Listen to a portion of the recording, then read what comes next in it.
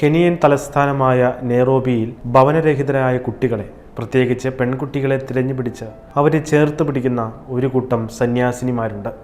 Sisters of the assumption of Eldoret എന്നാണ് അവർ അറിയപ്പെടുന്നത്. അവർ ഈ മേഖലകളിൽ ചെയ്തുകൊണ്ടിരിക്കുന്നത് ഒരാൾക്കും ചിന്തിക്കാൻ കഴിയാത്ത ശുശ്രൂഷകളാണ്. കഴിഞ്ഞ ദിനം ഈ പ്രദേശങ്ങളിൽ ശുശ്രൂഷ ചെയ്യുന്ന അനുഭവങ്ങളെക്കുറിച്ച് സന്യാസ സമൂഹാംഗമായ സിസ്റ്റർ കരോളിൻ നഗാറ്റിയ പൊന്തിഫിക്കൽ ഫൗണ്ടേഷനായ aid to the church in നീഡിനോട് പ്രതികരിച്ചിരുന്നു. കനത്ത ദാരിദ്ര്യം മൂലം തെരുവിലലിയുന്ന കുട്ടികളുടെ എണ്ണം ഇവിടെ ദിനം പ്രതി വർദ്ധിച്ചു വരികയാണ്. സ്കൂളിൽ പോകാതെ മയക്കുമരുന്നിനും മറ്റ് നിയമവിരുദ്ധ പ്രവർത്തനങ്ങളിൽ ഏർപ്പെടുന്നവരായ 60,000-ലധികം കുടുംബങ്ങൾ നെയ്റോബിയിലെ തെരുവുകളിൽ അലയുന്നുണ്ട്.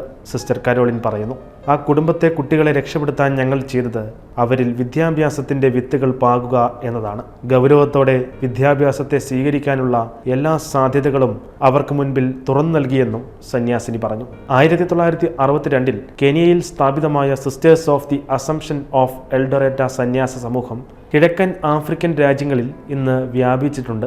2000-ലധികം അംഗങ്ങളുമുണ്ട്. കഷ്ടത അനുഭവിക്കുന്ന കുട്ടികൾക്കായി ശുശ്രൂഷ ചെയ്തിരുന്ന ഞങ്ങൾ കുറച്ചു കാലമായി കൗമാരക്കാരായ പെൺകുട്ടികളെയും ആൺകുട്ടികളെയും അതിലുൾപ്പെടുത്തി. കാരണം അവരും വലിയ മോശം സാഹചര്യങ്ങളെ അഭിമുഖീകരിക്കുന്നു, സിസ്റ്റർ കരോളിൻ പറഞ്ഞു. നെയ്റോബിയിലെ തെരുവുകളിൽ പോയി ഈ പെൺകുട്ടികളെ കണ്ട് ആഴ്ചയിൽ 3 തവണ ഈ കൂടിക്കാഴ്ച ആവർത്തിച്ച് ഒരു ബന്ധം സ്ഥാപിച്ചെടുക്കുകയാണ് ആദ്യം ചെയ്യുന്നത്. ആ സൗഹൃദം വളർത്തിയെടുത്ത് അവരുടെ മാതാപിതാക്കളെ സമ്മതിപ്പിച്ച് അവരെ സ്കൂളിൽ ചേർത്ത് പഠന ചെലവുകൾ ഉൾപ്പെടെ ഈ സന്യാസിനിമാർ വഹിക്കും. തെരുവുകളിൽ ലൈംഗികാതിക്രമങ്ങൾ നേരിട്ടതും എയ്ഡ്സ് ബാധിച്ച പെൺകുട്ടികൾ ഉൾപ്പെടെ ഈ കൂട്ടത്തിലുണ്ട്. ഇവരിലേക്ക് ഏറ്റവും എളുപ്പത്തിൽ എത്തിച്ചേരാൻ പുതിയൊരു കോൺവെന്റ് കൂടി നിർമ്മിക്കാനുള്ള സാധ്യതയെക്കുറിച്ചുള്ള പഠനത്തിലാണ് ഇവർ.